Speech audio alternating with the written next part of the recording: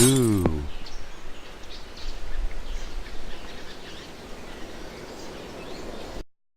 Hello and welcome to the first episode of Lights Out Golf Instruction. Today we're going to be working on the range. We're going to be talking about a great practice setup. We're going to be talking about how to hit shots from the range properly and how to tell what's happening at impact through ball flight. So first off, let's move on how to have a great practice setup. About a great practice setup here, what we want to do is we want to set up some train tracks. Basically making sure that we're always pointing at the same target and that we have good ball position every time. So we got 3 sticks here. One of them is actually a little bit fancier than the other.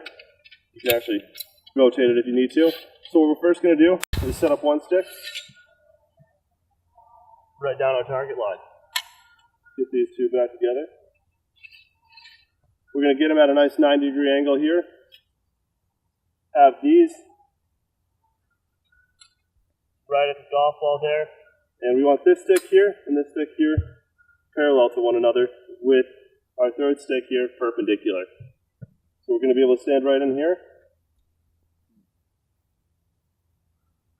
knowing that our body and our club are facing in the right direction and the ball position is right in the middle of our stance, allowing us to hit the same shot and really practice our swing to the same target every time.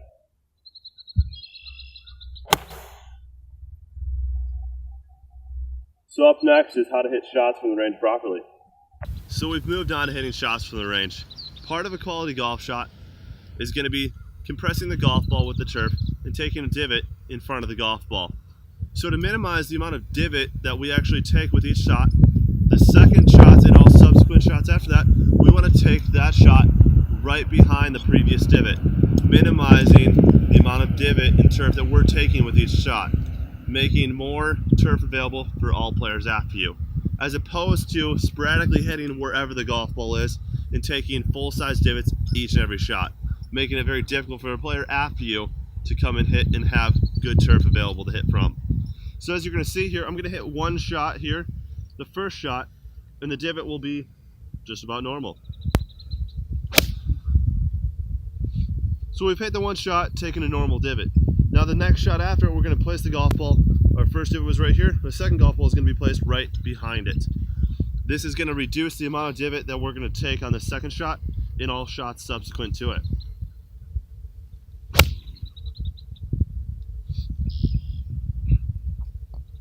Now after you've taken several shots back, then we can actually move over to another line and do the same process, slowly creating a whole square of divots, easy for our maintenance staff to repair and make looking beautiful again.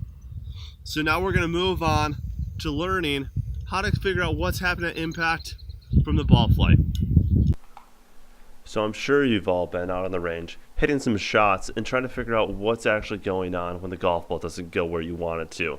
What we're going to learn about today is going to help you out with that. The 9 ball flight laws helps you really figure out what's going on at impact by looking at the ball flight. There's 9 different possible ball flights out there. The 9 possible ball flights are as follows. First, a shot that starts left of the target and then curves left. Second, a shot that starts left of the target and stays straight. Third, a shot that starts left of the target and then curves right. Fourth, a shot that starts on line and then curves left. Fifth, a shot that starts on line and stays straight. Sixth, a shot that starts on line and then curves right. Seventh, a shot that starts right and then curves left. 8, a shot that starts right and stays straight. 9th, a shot that starts right and then curves right. At impact, we know the main factor of where the golf ball starts is determined by where the face of the club is pointed. So, if the face is pointed to the right, the golf ball will start to the right.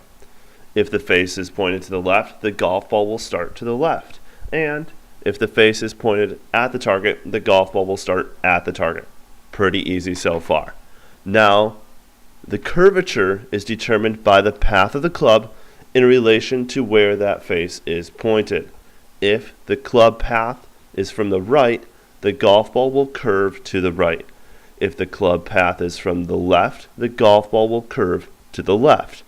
So, if you see a golf ball start to the right and then curve back left, where was the club face pointed and on what path did the club travel? I'll give you a couple seconds to think about it and come up with an answer.